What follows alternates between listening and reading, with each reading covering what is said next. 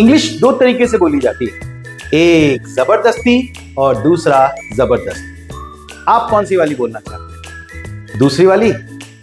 इस वीडियो में मैं आपको कुछ ऐसे फ्रेजेस सिखाने वाला हूं जो कि डेली लाइफ में स्पोकन इंग्लिश के लिए काफी हेल्पफुल होने वाली है।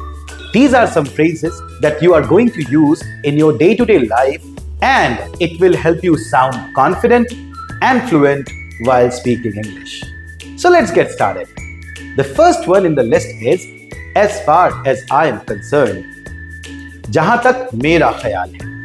You use this phrase to express your opinion about something or someone. इस phrase का इस्तेमाल आप अपनी राय जाहिर करने के लिए करते हैं. As far as I'm concerned, this idea is not gonna work. जहां तक मेरा ख्याल है, ये उपाय काम नहीं करेगा. As far as I'm concerned, English is easier than Hindi in writing. जहां तक मुझे लगता है, लिखने के हिसाब से इंग्लिश हिंदी से ज्यादा आसान होती है. Let's move to the next phrase, which is in terms of. In terms of is used to talk about the aspect of something. किसी चीज के एक पहलू के बारे में बात करना हो तो आप in terms of का इस्तेमाल करते हैं. This job is better in terms of salary. ये नौकरी बेहतर है सैलरी के मामले में. Indore is the best city in India in terms of cleanliness. Indore सबसे अच्छा शहर है भारत में सफाई के मामले में. Vaibhav Suryavanshi is an amazing batsman in terms of hitting sixes. Vaibhav Suryavanshi एक अद्भुत बल्लेबाज है छक्के मारने के मामले में. Let's move to the next phrase in the list, which is I am afraid. You say I'm afraid to share a bad news. I'm afraid your child has failed again. मुझे अफसोस है कि आपका बच्चा फिर से फेल कर गया है. I'm afraid the shop is closed today. दुख के साथ कहना पड़ रहा है कि वो दुकान आज बंद है. The next one in the list is as a matter of fact. You say as a matter of fact in place of actually. As a matter of fact, I have completed my work already. असल में मैंने अपना काम पहले ही खत्म कर दिया है. Kashmir is a wonderful place to visit. As a matter of fact, I have been there 5 times. Kashmir एक शानदार जगह है घूमने के लिए.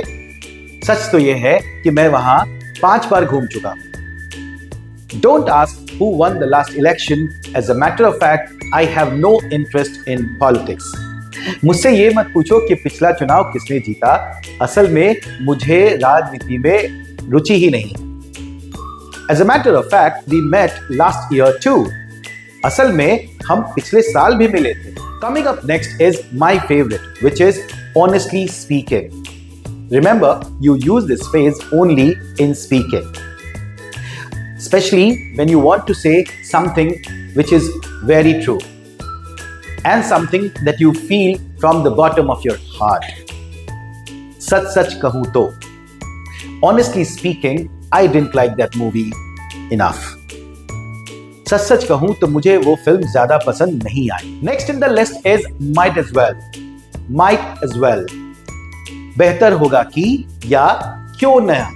हमारी ट्रेन छूट गई है, बेहतर होगा कि हम अब एक बस ले लें. We have missed our train. We might as well take the bus. पास में ही एक सिनेमा हॉल है और हमारे पास कुछ फालतू समय है, क्यों ना एक सिनेमा देख लिया जाए. There is a cinema hall nearby and we have enough spare time. We might as well watch a movie. अब जब तुम मॉल में हो ही तो क्यों ना तुम कुछ खाने का सामान उठा लो. Though you are there in the mall already, you might as well buy some groceries. The next one in the list is having said that. You use having said that to express a contrast between the previous idea and the next idea you are going to express. It is used in place of but or however. She is not a cricket buff. Having said that, she loves Virat Kohli. वो cricket की दीवानी तो नहीं है, लेकिन इसके बावजूद वो विराट कोहली को पसंद करती है. My next full week is packed. Having said that, I will attend your wedding. मेरा पूरा अगला हफ्ता भरा पड़ा है काम से, लेकिन इसके बावजूद मैं तुम्हारी शादी में जरूर आऊंगा। Here comes the next one, which is as compared to. You use this phrase to make a comparison. Life in villages is peaceful as compared to cities. She speaks English fluently as compared to her brother. This year's IPL is exciting as compared to the previous year. The next in the list is once in a while. Once in a while is kabhi kabhi. In other words, occasionally.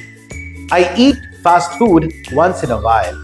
मैं कभी कभी fast food खा लेता हूँ। It's good to take break once in a while from your busy life.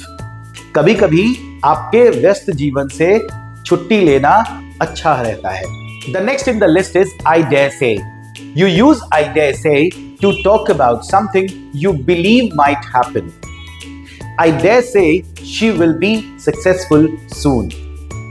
I dare say that Punjab is going to win this year's IPL. मुझे ऐसा लगता है कि इस साल का IPL पंजाब जीतने वाली है।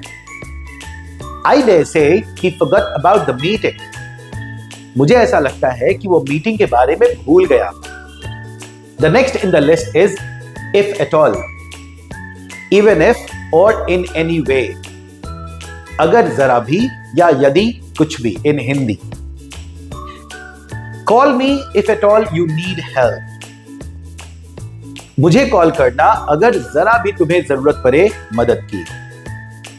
Tell me if at all you remember anything about that day. मुझे बताओ अगर तुम्हें जरा भी कुछ याद है उस दिन के बारे में। If at all possible, finish the work today. अगर थोड़ा सा भी संभव हो तो आज ये काम खत्म कर दो। Here comes a big one, which is long story short. When you don't want to beat around the bush. Beat around the bush means घुमा फिरा के बात करना। You want to talk about the main point of the story. You don't want to tell the entire story or you don't want to get into the detail of something. In Hindi, it is कुल मिलाकर बात ये है कि long story short, we missed the bus. And now don't ask me how we missed it. कुल मिलाकर बात ये है हमारी बस छूट गई। अब पूछो नहीं कि कैसे छूटी। Long story short, you are rejected. कुल मिलाकर बात यह है कि तुम्हें रिजेक्ट कर दिया गया है। तुम्हें यह नौकरी नहीं मिलेगी। अब ज्यादा पूछने की जरूरत नहीं है कि क्यों नहीं मिलेगी। Long story short, he finally apologized. मोटा मोटी बात यह है कि उसने माफी मांग ली। Don't ask कैसे मांगी, क्यों मांगी, कहां मांगी। Don't ask anything. Coming up next is it's not the end of the world. You say this to people who are highly frustrated or disappointed after losing or after failing at something. आप ये phrase उन लोगों को बोलते हैं जो अभी अभी एक सेटबैक से गुजरे हो, एक हार से, एक बड़ी विफलता से गुजरे हो। It was just an exam you failed. It's not the end of the world. वो बस एक परीक्षा थी जिसमें तुम फेल हो गए। दुनिया खत्म नहीं हो जाती है यहां। Losing one customer is not the end of the world. एक ग्राहक के खो देने से कोई दुनिया खत्म नहीं हो जाती है। You have plenty other customers to deal with. And the last one in the list is that goes without saying. You can also say needless to say. When you are about to say an obvious thing. ये तो बिल्कुल जाहिर है, ये तो पक्की बात है, या ये तो कोई कहने की बात ही नहीं है। It goes without saying that hard work brings success.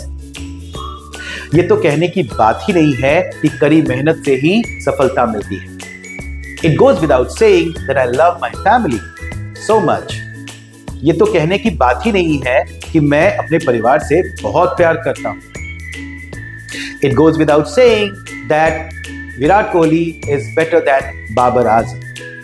ये तो बिल्कुल जाहिर सी बात है, ये कौन बेवकूफ बोलता है कि विराट कोहली बेटर नहीं है बाबर आजम से। So I hope you learned some exciting phrases in this video and thank you for watching till the end.